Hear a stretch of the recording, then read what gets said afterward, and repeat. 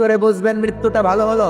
1 নম্বর আলামত আন-নুতকু বিশ-শাহাদা, মরার আগে আওয়াজ করে জিকির করে কেউ যদি পড়তে পারে লা ইলাহা ইল্লাল্লাহু মুহাম্মাদুর রাসূলুল্লাহ সাল্লাল্লাহু, এটা হচ্ছে আলামাতু হুসনিল খাতিমা। আপনার মৃত্যুটা যে ভালো মৃত্যু হয়েছে এটার আলামত। কি মৃত্যু? সবাই বলেন ভালো মৃত্যু আমরা চাই কি চাই না? ভালো মৃত্যুর 1 নম্বর আলামত কালিমা পড়ে যদি মরতে পারে। বিশ্বনবী বলেন মান কানা আখিরু কালামিহি লা ইলাহা ইল্লাল্লাহ, যে ব্যক্তির সর্বশেষ কথাটা হবে, বাক্যটা হবে লা ইলাহা ইল্লাল্লাহ, দাখালাল জান্নাহ, সে জান্নাতি হয়ে যাবে। সুবহানাল্লাহ পড়ে। এরপরে বিশ্বনবী বললেন আল মুমিনু ইয়ামুতু বিজাবি ইরকিল জাবিন, মুমিন যখন মারা যায় তার কপাল ঘেমে যায়। সুবহানাল্লাহ পড়েন। হাত ঘামে না, পা ঘামে না, মুমিনের কপাল ঘামে। সুবহানাল্লাহ। এজন্য কেউ মারা গেলে কপালের মধ্যে হাত দিবেন, দেখবেন ওই ঘামের মধ্যে একটা জান্নাতি ঘ্রাণ আছে। সুবহানাল্লাহ। আল্লাহ, আমরা যখন মরে যাব আমাদের কপালটা যেন এরকম ঘেমে যায়। আমিন পড়েন আর জোরে আমিন। আল মুমিনু ইয়ামুতু বিআরাকিল জাবিন, মুমিন মারা গেলে তার কপাল ঘামে। কপাল ঘামলে বুঝতে হবে এটা ভালো মৃত্যু, ইমানি মৃত্যু। চিল্লায় বলেন ঠিক কিনা?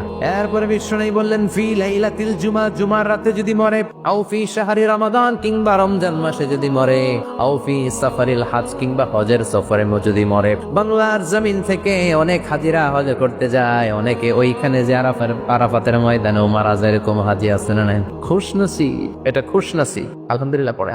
এরপরে বিশ্বনবী বললেন মাউতু শাহাদা, আল্লাহর রাস্তায় জিহাদ করে কালেমার বাণীকে উপরে তুলে ধরার জন্য কেউ যদি শাহাদাতের বাণী, শাহাদাতের পেয়ালা পান করে, শাহাদাতের মৃত্যুর চাইতে ভালো মৃত্যু আর হতে পারে? শাহাদাতের মৃত্যুর চাইতে শ্রেষ্ঠ মৃত্যু আছে নাকি? কথা বলেন। আমরা শহীদ হতে চাই কি চাই না?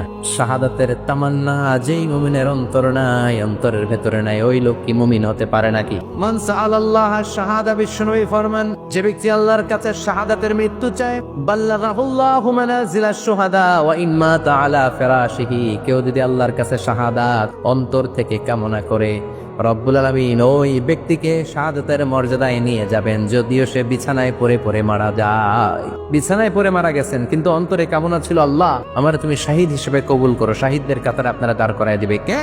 ওমরে ফারুক বলতেন আল্লাহুম্মা রযুকনা শাহাদাতান ফি সাবিলিক, ও আল্লাহ আপনি আমারে আপনার রাস্তায় শহীদ হিসেবে কবুল করেন। ওয়ারযুক মাউতি ফি হারামি রাসূলিক, পৃথিবীর কোন শহরে মরতে চাই না, বিশ্বনবীর শহরে মদিনা শহরে আমার মৃত্যু কবুল করেন। ওমরে ফারুক কই মরছে?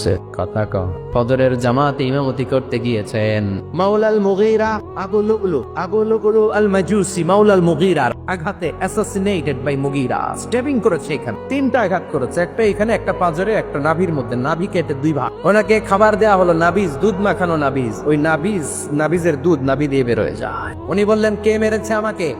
বলল অগ্নি উপাসক। শুকরিয়া করে বললেন আল্লাহ আমারে কোনো মুসলিম মারে নাই, কোনো মুমিন মারে নাই। উনি বেহুশ ছিলেন, হুশ ফিরে সবাই রে বললেন আসল্লান নাস, ফজরের যেই নামাজটা আমার ইমামতিতে শুরু হয়েছে 1 রাকাতের পর আমাকে মারা হলো, এবার আমাকে বলো আমার নেতৃত্বে যে নামাজটা শুরু হয়েছে নামাজটা ঠিক মতো হয়েছে কিনা। সুবহানাল্লাহ কর। আমারে কে মারলো? কে তোমাদের খলিফা হবে? কি হবে আমার আব্দুর রহমানের আব্দুল্লাহর? এগুলো নাই। প্রথম কথা ছিল মানুষরা নামাজটা পড়েছে কিনা। সুবহানাল্লাহ কর। এজন্য শাহাদাতের তামান্না সবচেয়ে বড় তামান্না। এরপর বিশ্বনবী বললেন মুরাবিতান ফি সাবিলিল্লাহ, মুসলিম রাষ্ট্রের পাহারা দেয় যারা, বর্ডার গার্ড। আমাদের দেশের বর্ডার গার্ড কি বলে? আগে বিডিআর ছিল, এখন বিজিবি।